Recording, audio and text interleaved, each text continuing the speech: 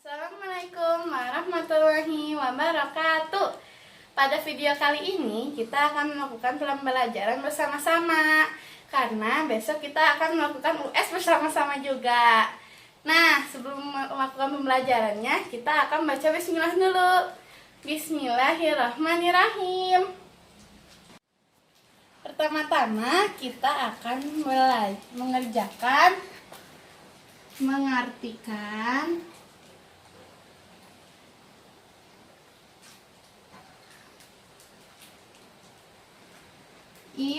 istilah. Istilah dibagi menjadi dua. Istilah umum dan khusus. Istilah umum adalah istilah yang sering kita temui dalam kehidupan sehari-hari. Misalnya, tahanan, dan lain-lain. Kalau istilah khusus adalah istilah yang dilakukan pada bidang tertentu, seperti filosof. Atau istilah khusus lainnya adalah COVID-19 yang sekarang lagi trending itu loh. Atau coronavirus disease yang datang pada 2019. Yang kedua, kita akan belajar antonim dan sinonim. Arti antonim adalah sebuah kata yang memiliki lawan. Kalau sinonim adalah sebuah kata yang bentuknya berbeda tapi artinya sama. Contoh antonim adalah kotor, lawannya bersih. Nah, kalau sinonim harum yaitu wangi. Yang ketiga, kita akan mempelajari tentang kalimat utama. Kalimat utama adalah kalimat yang di dalamnya terdapat ide pokok. Kalimat utama dibagi menjadi 3 bagian, yaitu kalimat utama deduktif, induktif, dan campuran. Kalau kalimat utama deduktif terdapat pada awal paragraf. Kalau induktif terdapat pada akhir paragraf. Kalau campuran terdapat pada awal dan akhir. Nah, tips mencari kalimat utama adalah kalian harus membaca semua paragraf. Lalu baca awalan paragraf dan akhirannya. Cari yang menurut kamu paling penting. Itulah kalimat utamanya. Adapun yang mirip dengan kalimat utama cara mencarinya yaitu pernyataan. Pernyataan pada teks adalah informasi atau pemberitahuan yang ingin disampaikan oleh penulis di dalam teks tersebut. Ada juga cara memprediksi kejadian pada teks. Cara memprediksinya adalah kalian harus membaca satu teks penuh dan pahami isinya.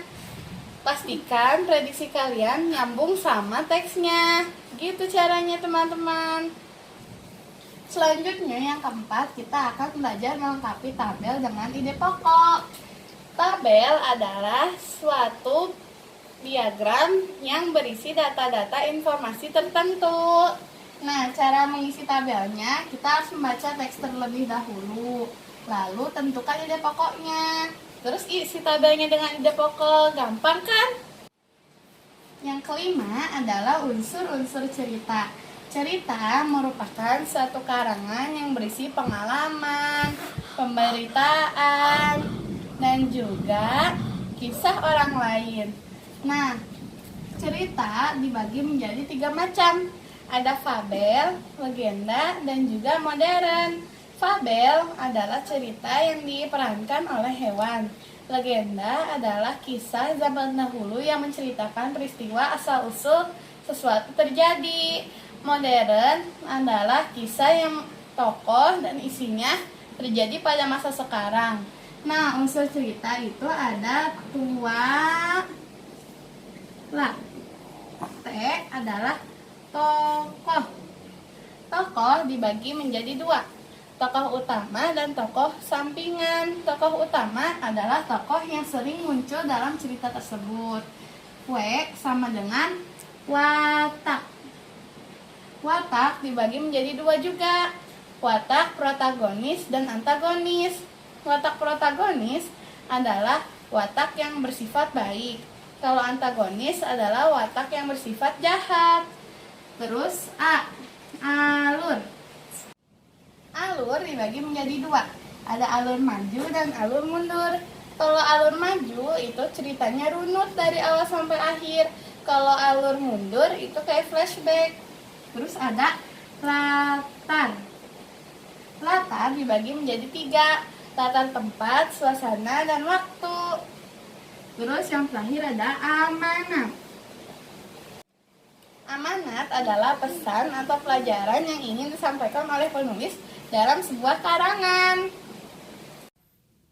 Yang keenam, kita akan mempelajari jenis-jenis teks.